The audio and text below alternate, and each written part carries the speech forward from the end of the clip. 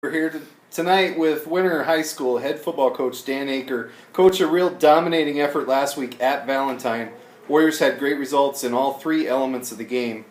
That was a big line, and your team really owned the lines of scrimmage. Are those 5 first-year starting linemen coming of age? Yeah, I think so. I'm happy with our first 3 games, and we've talked about it, each week that the progression's taking place, communication's really coming together, and that's a big part of it. So everybody's on the same page, and it's just a matter of executing. We'll find out in the next 2 weeks because we're probably going to see the 2 best lines. We'll probably see all year in the next 2 weeks as far as size, physical, and experience, and the whole works. So, but it's good that they're. I feel very happy with where they're at right now, and that's what we need is another good test, and we're going to get one. This is one of the most anticipated matchups in the state tonight, with the consensus number 1 and number 2 teams in the polls in South Dakota. You and I both know these ratings don't mean a darn thing, but this is a really good team, is it not, Coach?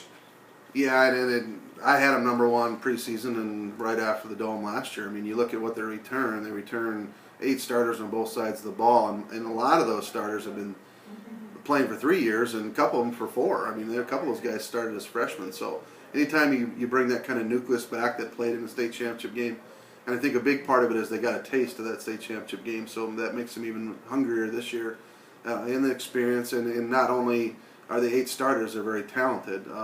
So without question, I thought preseason coming in, they're the number 1 team, and until somebody beats them, I would say they are too if I had a vote. But we don't really get caught up in that. We know who they are. It doesn't matter if they're 1, 5, 6, 7. I mean, we know who they are, and they've played us really tough the last 2 years, and they're a team that's going to want us because they haven't got us yet. So, yeah, they're a good football team.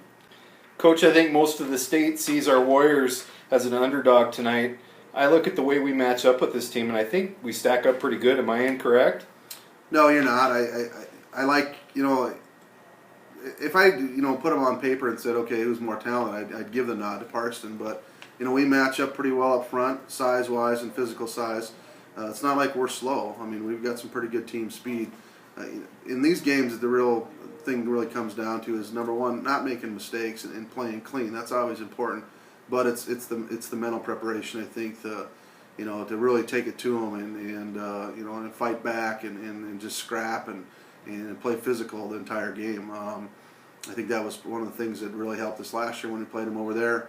Is right from the get-go, we just told them it's going to be a dogfight by the first few plays, and that's the way it's going to have to be too. I mean, they're going to win some, we're going to probably lose some, but where are we at in playing each play, coming back and playing each play and staying focused and not having any mental breakdowns, but really just having that belief in your mind that hey, not only can we play with them, we can beat them. Coach, are we going to get this game done in one night? Well, I certainly hope so. The weather forecast looks good. It didn't look good going last year, but yeah, I hope to have this one done, and it could be a relatively quick game, I think, just the way both teams do. So the clock's probably not going to stop a lot. Trojans do a nice job of utilizing their talent. We'll see them move West of Warwick and Brady Reef around on the field. They'll stack it in a wishbone, or sometimes they'll try to spread the field on offense. I'm guessing you've covered a lot of different looks in practice this week. We have, and every team has tendencies, and just like we do. But the big key for us is those 2 in particular, and especially Dvorak.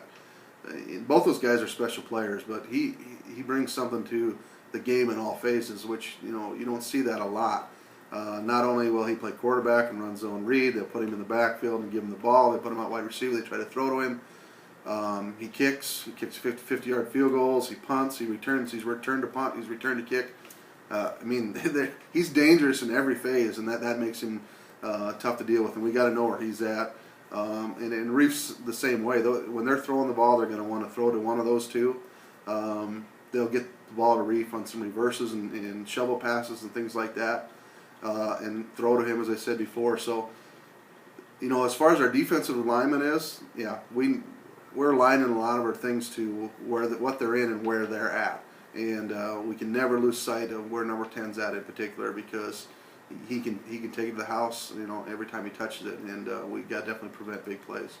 I look at their roster and I see 3 returning All-Staters in West of Warwick, Brady Reef, and Austin Bertram. Dvorak actually a honorable mention All-Stater sophomore.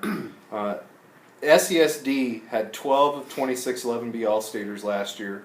And while we've dominated the SESD since joining in 2011, Coach, especially this year, this is some really good football, isn't it? Yeah, it's and since we got in there, it's been a great move for us, and it's traditionally always been good football. Football, and Gregor and Platt were still in there. Stanley County had good teams that were in there.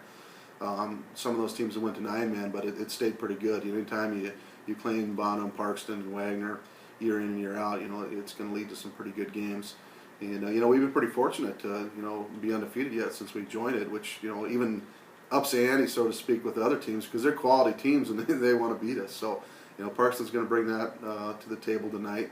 And it's interesting you brought that up, the All-State. A lot of when we talk about Parkston, and they returned 8, but they did lose 3 good All-Staters from last year in Heisinger, Scott, and remember the other one off the top of my head. But they are replacing a few guys there, but what they got coming back is pretty darn good. Semler, the linebacker. Yes, there you go. Yeah, that's who it was. Yeah, and they've got another Semler that we'll see in the backfield, and it's still a good ball player. So traditionally, just a strong wrestling program, great baseball program, just a good sports town. It is, yeah.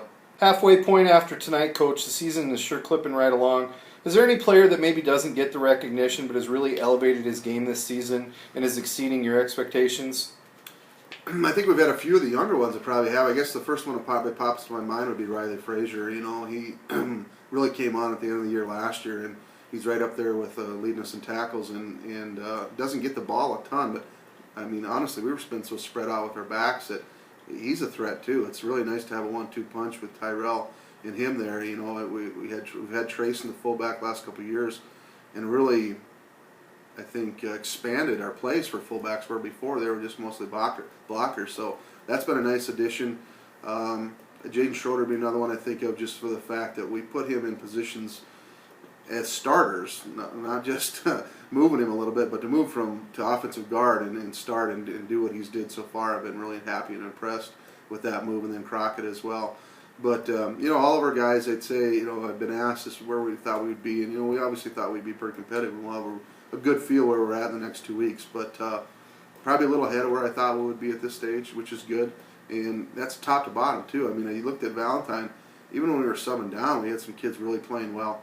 And that just, adds to our depth and hopefully keep guys fresher and gives us more options as season goes on. So, been happy with a lot of them. Those are probably 3 that really kind of popped to my mind, I guess. Should be a great game. Should be a fun night. I appreciate your time. Best of luck, Coach. Thank you.